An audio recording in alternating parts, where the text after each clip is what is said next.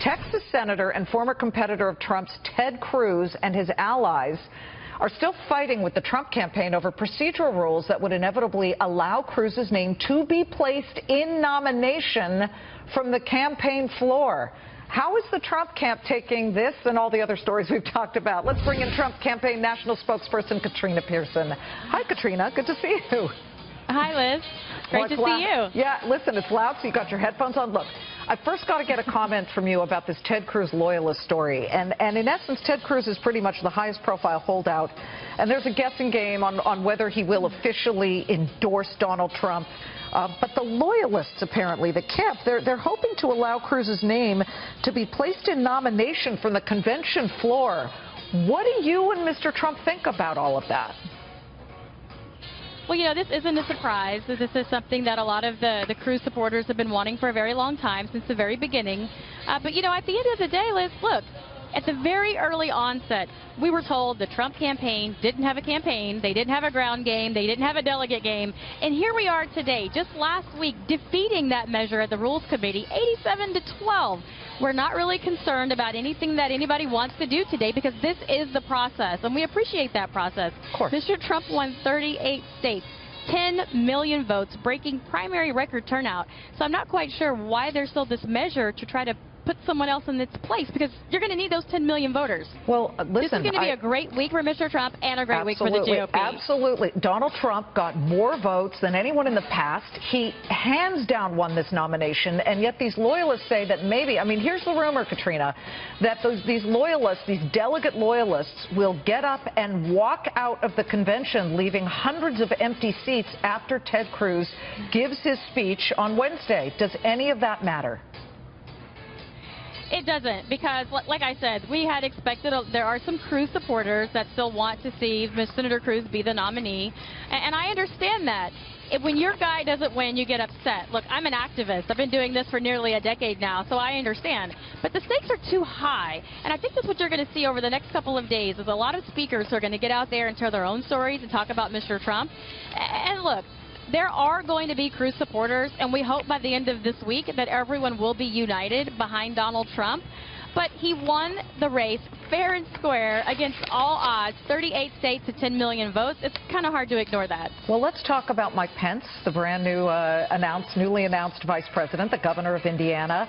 All kinds of people weighing in, but 60 Minutes let them speak for themselves. I want to play a clip because it seemed like there was a little bit of disagreement, awkwardness. That they're two totally different people. Nothing wrong with that. But on issues like the war in Iraq, which Donald Trump has always said was bad, and Mike Pence voted for it, not to mention some other issues. Let's listen into some of that 60 Minutes interview. Your running mate voted for it. I don't care. What do you mean you don't care that he voted? It's a long time ago. He's entitled to make a mistake every once in a while. But she's not. Okay, come on. But she's not. She's not. No, she's not. Do you think he went too far? You could say yes. That's okay. Mr. Trump, you have called for a temporary ban on Muslims entering the United States. Do you agree with that? I do. In December, you tweeted, and I quote you, "Calls to ban Muslims from entering the U.S. are offensive and unconstitutional." So you call it territories, okay? Okay, so a lot of people, and we've heard from GOP members, look at that and say, what's going on here? This kind of looks messy. Tell us why it's not.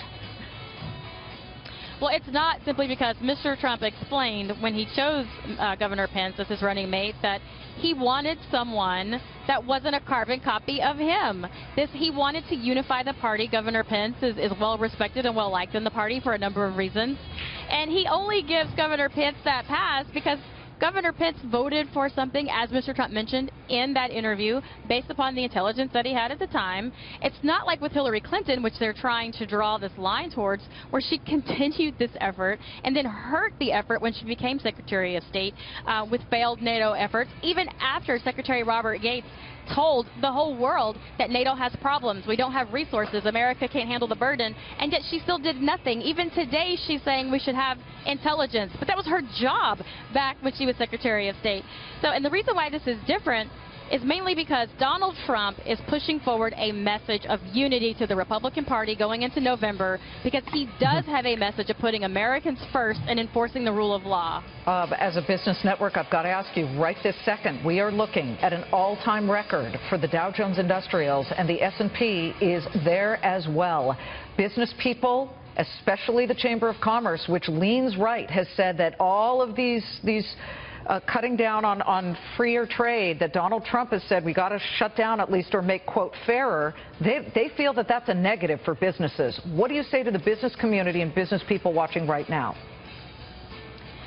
Well, it's not the entire business community. I mean, someone like Carl Icahn, which supports Mr. Trump. I mean, there are a number of people who have come out and written their own opinions on this topic, and a lot of this is scare tactics from those who are invested in some other politician being elected for their own personal reasons.